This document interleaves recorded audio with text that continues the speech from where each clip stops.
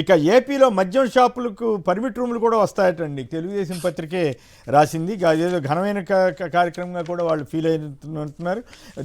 అట్లాగే ఈ గంజాయి మీద కోరలు చాచిన గంజాయి మాఫియా అని, అలాగే లిబరేషన్ కాంగ్రెస్ అధ్యక్షుడు అయితే మంగళగిరిలో కూడా కొకైన్ ఎలా దొరికిందని అడుగుతున్నట్టుగా వార్త వచ్చింది. ఈ కుప్పం, రాయదుర్గం ఇటువంటి చోట్ల కూడా. సో శేఖర్ గారు చెప్పండి, ఈ గంజాయి వీటితో పాటు ఇప్పుడు కొత్తగా ఈ ఏమంటాము ఈ పర్మిట్ రూములు కూడా పెడతారట. దీని మీద మీ అభిప్రాయం ఏమి? సార్ ఎంత దుర్మార్గమైన ప్రభుత్వం అంటే సార్, సో చాలా మంది తల్లిదండ్రులు బాధపడే పరిస్థితి ఉంది సార్ ఈ రోజు ఈ ప్రభుత్వం వచ్చిన తర్వాత. ఎందుకంటే సార్, ఆపరేషన్ పరివర్తనని తీసుకొచ్చి జగన్మోహన్ రెడ్డి గారి ప్రభుత్వ హయాంలో 10,000 ఎకరాల్లో పంటను ధ్వంసం చేశారు సార్. 3 లక్షల కేజీల గంజాయిని పట్టుకొని ఏదైతే తగలబెట్టడం జరిగింది సార్. అదే విధంగా సార్ 8,000 మందికి శిక్షలు విధించడం జరిగింది. గంజాయి అదుపులో పెట్టారు సార్. ఎక్కడా కూడా రాష్ట్రంలో ఒక్క మాదక ద్రవ్యం కేసు రాలేదు సార్. కొకైన్ ఇలాంటి ఒక్క మాదక ద్రవ్యం కేసు రాలేదు సార్. కానీ ఆ రోజు మీడియాను అడ్డు పెట్టుకుని చంద్రబాబు నాయుడు గారు, లోకేష్ గారు, పవన్ కళ్యాణ్ గారు వైఎస్ఆర్ కాంగ్రెస్ పార్టీ మీద ఎంత బురద జరిగారు అనేది అందరూ గమనించారు సార్. చంద్రబాబు నాయుడు గారు అయితే గెలిచిన తర్వాత, ముఖ్యమంత్రి అయిన తర్వాత కూడా జగన్మోహన్ రెడ్డి గారిని ఉద్దేశించి ఫ్యాబ్లో ఎస్కోబార్ గా పోల్చారు సార్. ఒకటికి 10 సార్లు మాట్లాడారు సార్. కానీ నేడు జరుగుతుంది ఏంటి సార్? ఆపరేషన్ పరివర్తన పేరుతో వచ్చిన సిట్టుని ఏకపక్షంగా తొలగించారు సార్. తర్వాత ఈగల్ అనే పేరిట ఏదైతే రవికృష్ణ ఐపీఎస్ అనే ఆయన్ని దానికి హెడ్ గా నియమించారు సార్. కానీ ఆయన చేతులు మాత్రం కట్టేశారు సార్. ఎంతలా కట్టేశారంటే సార్, ఏదైతే మాదక ద్రవ్యాల నిర్మూలన కోసం ఉన్నటువంటి దాన్ని ఆయన తీసుకెళ్లి కాకినాడలో సీజన్ షిప్ కోసం తీసుకెళ్లారు సార్. సీజు పోయింది, షిప్ పోయింది, బియ్యం పోయింది అని జగన్మోహన్ రెడ్డి గారు చెప్పినట్టుగా అది మొత్తం పోయింది సార్. కానీ కక్ష సాధింపు కోసం అక్కడి నుంచి తీసుకెళ్లి అక్కడ వాడుకున్నారు సార్. తర్వాత లేని మద్యం కేసులో ఆయన ఒక సభ్యుడిగా చేర్చారు సార్. ఆయనేమో ఒక ఏఆర్ కానిస్టేబుల్ ని, మదన్ ని 3rd డిగ్రీ చేశాడు అన్న కేసులో ఉన్నారు సార్ ఈరోజు. ఆయన దాన్ని చూసుకోలేకపోతున్నారు. ఇక గంజాయి నిర్మూలన, మాదక ద్రవ్యాల నిర్మూలన మీద ఏం దృష్టి సారించగలరు? రాష్ట్రంలో 1 ఎకరాలు పంట అయినా మీరు ధ్వంసం చేయడం జరిగింది ఈ ఏడాదిలో. ఎక్కడా లేదు సార్. యథేచ్ఛగా కమిషన్ల కక్కుతుబడి 2019కి ముందు నాటి పరిస్థితులు సార్. మొన్న కూడా మీకు చెప్పాను సార్, 2017లో ఎకనామికల్ టైమ్స్ లో వచ్చింది సార్, ఒక ఆర్టికల్ వచ్చింది. అదే విధంగా వాళ్ళు ఒక డాక్యుమెంటరీ కూడా తీశారు సార్. ఏదైతే ఉత్తరాది మన్యం భారతదేశానికి గంజాయి రాజధానిగా మారింది అని, ఆ పరిస్థితి మళ్ళీ నేడు వస్తుంది సార్. ఆ పరిస్థితి నేడు వస్తుంది. వైఎస్ఆర్ కాంగ్రెస్ వాటితో పాటు పార్టీ పర్మిట్ రూమ్ ఇవ్వటం మరింత ప్రమాదమా కాదా? ఇప్పుడు అది ఆదాయం వనరుగానే చూడాలా ప్రభుత్వానికి? సార్ ఇది మంచి ప్రభుత్వం వాళ్ళు చెప్పుకుంటున్నారు కదా సార్, కానీ ప్రజలు దీన్ని మందు ప్రభుత్వం అంటున్నారు సార్. ఎందుకంటున్నారంటే సార్, జగన్మోహన్ రెడ్డి గారి ప్రభుత్వ హయాంలో బెల్ట్ షాప్ లేనే లేదు సార్, ఒక్కటి కూడా. 2014లో ఆయన మొదటి 2 సంతకాల్లో బెల్ట్ షాపులు రద్దు అవ్వడు సార్. కానీ 42,000 బెల్ట్ షాపులు వచ్చాయి సార్. నేడు అనధికారికంగా 50,000కు పైగా బెల్ట్ షాపులు ఉన్నాయి సార్. ఇవి కాకుండా బెల్ట్ షాపులని వీళ్ళు అంటా ఉన్నారు సార్. బెల్ట్ షాప్ తో పనే ఉంది సార్. అనధికారికంగా ఏదైతే పర్మిట్ రూముల గురించి మాట్లాడుతున్నారు సార్, అనధికారికంగా పర్మిట్ రూమ్ ప్రతి వైన్ షాప్ దగ్గర నడుస్తా ఉంది. ఆల్రెడీ ఉన్నాయా? రమ్మనండి తెలుగుదేశం పార్టీ నాయకుల్ని, నేను చూపిస్తాను. మూపిస్తారేమో రమ్మనండి. అనధికారికంగా రోడ్డు మీద, వైన్ షాప్ వెనకాల, వైన్ షాప్ పక్కన విచ్చలవిడిగా బడ్డీ కొట్టు పెట్టుకొని, వైజాగ్ లో మా ఇంటి దగ్గర సార్. సో కావాలంటే సాయంత్రం విజువల్ తీసి పంపిస్తాను సార్. నేను మొత్తం ఫ్యామిలీస్ ఉండే ఏరియా. 7 గంటలు దాటితే ఆడవాళ్ళు బయటకు వెళ్ళడానికి భయపడతా ఉన్నారు సార్. అన్ని అపార్ట్మెంట్స్ సార్, రిచ్ అపార్ట్మెంట్స్ ఉండే ఏరియా. ఆ రోడ్డు మీద, మెయిన్ రోడ్డు మీద వైన్ షాప్ ఒకటి పెట్టి, దాని వెనకాల, దాని పక్కన బడ్డీ కుట్లు పెట్టుకొని రోడ్ల మీద విచ్చలవిడిగా తాగుతా ఉన్నారు. రైట్. అరికట్టాల్సిన పోలీసులు ఏమో కమిషన్ల పరం అయిపోయారు.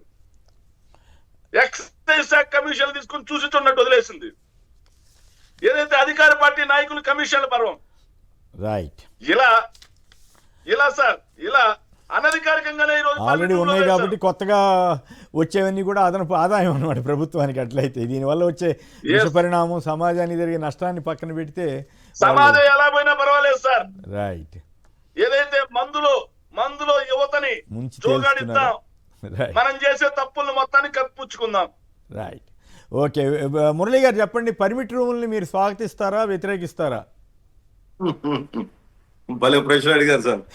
పర్మిట్ రూమ్ ఎంత అన్యాయం అంటే దాంట్లో మధ్య ఉన్నదే అడిగాను నేను. ఆ మద్యాన్ని ఆ నియంత్రిస్తాము, గత ప్రభుత్వం చాలా అన్యాయంగా ప్రవర్తించింది అని చెప్పి మద్యం మీద చాలా విపరీతమైనటువంటి కార్యక్రమాలన్నిటి కూడా చర్చనీయాంశం చేసినటువంటి చంద్రబాబు నాయుడు గారు ఆయన అధికారంలోకి వచ్చిన తర్వాత పూర్తి రివర్స్ గా ఎంత అన్యాయం అంటే ఆయనకేం బడి లేదు, గుడి లేదు. ఇప్పుడు విజయశేఖర్ గారు చెప్తున్నారు వైజాగ్ లో అపార్ట్మెంట్ ఏరియాలో ఇట్లాంటిది చేస్తున్నారు ఒక పోస్ట్ ఏరియాలో అని చెప్పేసి. తిరుపతి ఒక ఆధ్యాత్మిక క్షేత్రం, మీరు అంతా కూడా చాలా పెద్ద ఎత్తున చర్చ జరుగుతుంది. గతం నుంచి కూడా దీన్ని ఒక మద్యరహిత ప్రాంతంగా చేయాలని చెప్పి చాలా పెద్ద ఎత్తున పోరాటాలు కూడా జరిగాయి గతం నుంచి. ఈ ఊర్లో హైయెస్ట్, ఆంధ్ర రాష్ట్రంలో హైయెస్ట్ మద్యం పర్మిట్లు ఇచ్చింది తిరుపతి జిల్లాలో, దాంట్లో కూడా తిరుపతి నగరంలో. అంటే ఇక్కడ ఏమి విలువలు లేదా ఇతర వ్యవహారాలు, ప్రజల మనోభావాలు, పట్టింపులు ఏమి లేవు. దీన్ని ఒక ఆదాయ వనరుగా చూడటము, ప్రభుత్వ నిర్వహణకి మద్యము లేదా ఇసుక మాఫియాలు ఇట్లాంటి వాటి నుంచి, ఖనిజాలు, వీటి నుంచి ఆదాయం పొందాలన్న ఆతృత, అది కూడా అంగళ్ళ నుంచి అమ్మితే సరిపోవడం లేదు. వెనకాల ప్రత్యేకమైనటువంటి శిబిరాలు వేసి లేదా టెంట్లు వేసి పర్మనెంట్ స్ట్రక్చర్లు కూడా కట్టి అమ్ముతున్నటువంటి పరిస్థితి కొనసాగుతూ ఉంది. ఇది ఏ రకంగా సమంజసమైనటువంటిది? ఈ రోజేమో కొనుగోలు శక్తి పెరగడం ప్రజలది, తీవ్రంగా ధరలు పెరిగిపోయినటువంటి పరిస్థితి ఉంది, మహిళలు అల్లాడిపోతా ఉన్నారు. ఈ పరిస్థితుల్లో మద్యం విచ్చలవిడిగా, అంత మునుపు చంద్రబాబు నాయుడు గారే స్వయంగా చెప్పారు, బెల్ట్ షాపుల్ని రానివ్వము, బెల్ట్ షాపులు లేదా ఈ రకమైనటువంటి పర్మిట్ రూములు ఇట్లాంటి వాటిని మేము అనుమతించే ప్రశ్నే లేదు, చాలా సీరియస్ గా ఉంటుందని చెప్పి పదే పదే మాట్లాడినాడు ఆయన. ఆఖరికి సంతల్లో పెట్టుకొని అమ్మేంత పరిస్థితి వచ్చింది, బజార్లో పెట్టి అమ్మే పరిస్థితి వచ్చింది. ఇప్పుడు నేరుగా బార్ రూమ్ లాగా ఈ రూములన్నీ మార్చుకొని విచ్చలవిడిగా, దానికి ఏమి అంతు పొంతు లేకుండా, టైమింగ్స్ కూడా లేదు. అంత మునుపు కనీసం టైమింగ్స్ అన్నా ఉండేది, 10 గంటలైతే మూసేయాలన్నటువంటి అన్నా ఉండేది. భయంతో ఉండేవాళ్ళు, ఏదైనా చేస్తే దొంగతనంగా చేసేవాళ్ళు. ఆ పరిస్థితి పోయి ఇప్పుడు పూర్తిగా రేయింబగుళ్ళు తేడా లేకుండా అమ్మకాలు పెట్టేసి ఈరోజు పేదల జీవితాలతో చెలగాటు మాడుతున్న ఒక పరిస్థితి కొనసాగుతా ఉంది ఆంధ్ర రాష్ట్రంలో. ఇది ఏ రకంగానూ సమంజసనీయం కాదు.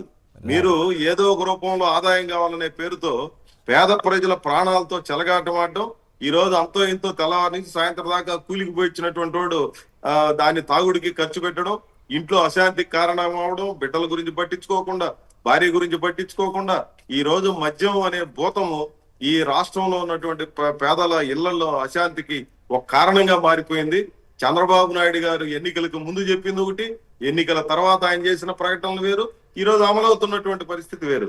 ఇది పూర్తిగా బాధ్యత రాహిత్యమైందని చెప్పి నేను అభిప్రాయపడుతున్నాను. రైట్, విజయబాబు గారు చెప్పండి. ఇప్పుడున్నది చాలు అన్నట్టు పర్మిట్ రూములు కూడా అంట. శేఖర్ ఏమంటారు?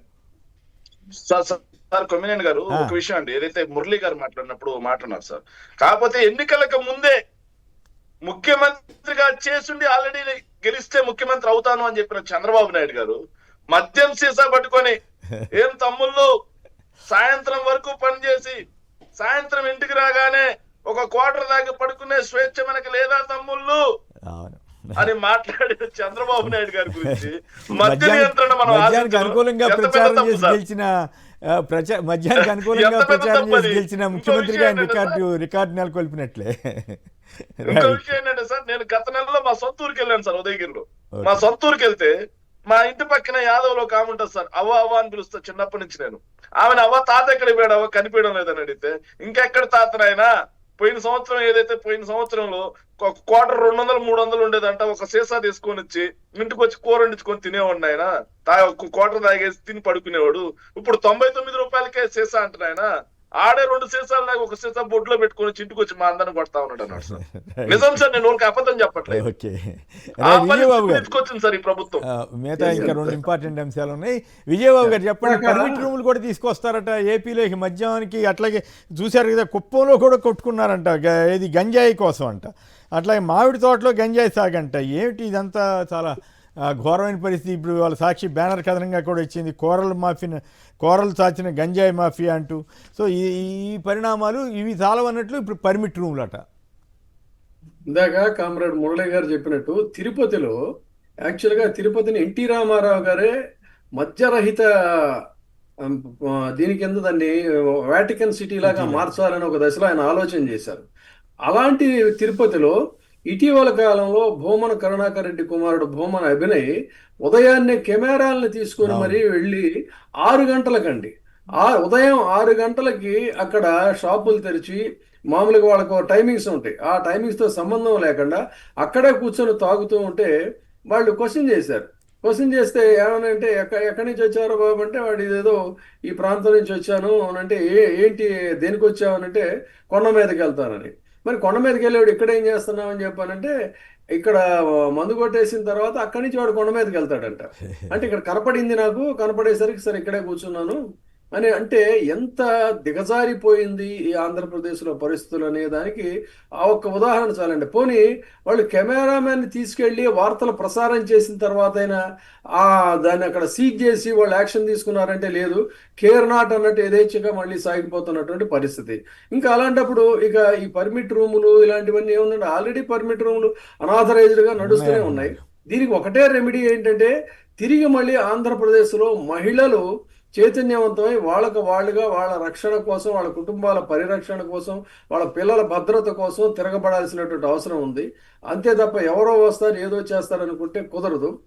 ఎప్పుడైతే పాలకులు పూర్తిగా సగటు ప్రజల యొక్క శ్రేయస్సుని, వాళ్ళ యొక్క సంక్షేమాన్ని విస్మరించారో ఖచ్చితంగా తిరుగుబాటు అనేది వస్తుందండి. ఈ ప్రభుత్వానికి, ఆంధ్రప్రదేశ్ ప్రభుత్వానికి అంటే ప్రతి నాయకుడికి కొన్ని ప్రయారిటీస్ ఉంటాయి. మనకి పేర్లు చెప్పగానే ఇమీడియట్గా గుర్తు వస్తాయి. రాజశేఖర రెడ్డి గారు అనగానే గుర్తొచ్చేది మనకి రైతులు, ఆరోగ్యశ్రీ అనేది గుర్తొస్తుంది. అదే రకంగా జగన్మోహన్ రెడ్డి గారు అనగానే మనకి గుర్తొచ్చేది పిల్లల చదువులు, ఆరోగ్యం, ఇలాంటివి గుర్తొస్తాయి. ఒక్కొక్కరికి ఒక ముద్ర అనేది ఉంటుంది. ఈ రోజున చంద్రబాబు నాయుడు గారు అనగానే మనకు గుర్తొచ్చేది ఏంటంటే అమరావతి కన్స్ట్రక్షన్స్, కార్పొరేట్ సంస్థలతో ఆయన నిరంతరంగా అయితే పర్వాలేదు, ఏదో విధానపరంగా అనుకూలమో వ్యతిరేకమో ఉండొచ్చు, కానీ ఈ మద్యం కూడా ఆయన చూసుకోవాలి కదా. చంద్రబాబు నాయుడు గారి ప్రతి నిమిషం కూడా ప్రయారిటీ ఏంటంటే కార్పొరేట్ వ్యక్తులతో ఆయన మీటింగులు నిత్యం. ఏ రకంగా అభివృద్ధి పేరుతోనేమో కన్స్ట్రక్షన్స్, వాటికి సంబంధించిన వ్యవహారాల్లో తలమునకలు అవుతున్నప్పుడు ఆయన పార్టీ, ఆయన కూటమికి సంబంధించిన ఎమ్మెల్యేలు పేటరేగిపోయి రాష్ట్రంలో విచ్చలవిడిగా ఒక మద్యం ఏంటి, లేకపోతే ఒక మాఫియా ఏంటి, ఒక మైనింగ్ ఏంటి, ఏది పడితే అది వాళ్ళు చెలరేగిపోతున్నారు. ఒకటే ఇక్కడ గమనించాల్సింది ఏంటంటే, మన అబ్జర్వేషన్లో బహుశా ఆయన ఎమ్మెల్యేల మీద, మంత్రుల మీద ఆయన పట్టు కోల్పోతున్నారండి. దాని ఫేస్ సేవింగ్ కోసం వాళ్ళు పెట్టుకున్న ఒకే ఒక ఎజెండా ఏంటంటే, ఏం జగన్మోహన్ రెడ్డి గారు ఆయన ఓడిపోయి దాదాపు సంవత్సరం అయింది. సంవత్సరం అవుతున్నా కూడా నిత్య నామస్మరణ, నిద్ర లేచిన దగ్గర నుంచి అది పోలీసు శాఖలో ఐటీకి సంబంధించిన కార్యక్రమం కావచ్చు, లేదు అన్నట్లయితే ఇంకేదైనా ఈ ఇండస్ట్రియలిస్టులతో సమావేశం కావచ్చు, మరొకటి కావచ్చు, ప్రతి చోట ఎక్కడికి వెళ్ళినా కూడా జగన్మోహన్ రెడ్డి గారి పేరు బూచిగా చూపించి మనుగడ సాగించడమే తప్ప వాళ్ళ ఫెయిల్యూర్స్కి సంబంధించినటువంటి అంశాలను ఎక్కడా కూడా ప్రస్తావించే పరిస్థితి లేకుండా పోయిందంటే, పాలన మీద వాళ్ళ పట్టు కోల్పోయారు. పాలన మీద పట్టు కోల్పోవడం వల్లనే ఈ రకమైనటువంటి పరిస్థితులన్నీ కూడా వస్తున్నాయి. దీన్ని కవర్ చేసుకోవడం కోసమే నిరంతరంగా వాళ్ళ అనుకూల మీడియాలో కానీ వాళ్ళు కానీ ప్రతిరోజు నిద్ర లేచిన దగ్గర నుంచి జగన్మోహన్ రెడ్డి పేరు లేకుండా రాజకీయాలు లేవు, వాళ్ళ యొక్క మనుగడ లేదు అనేది చెప్పాలి. రైట్.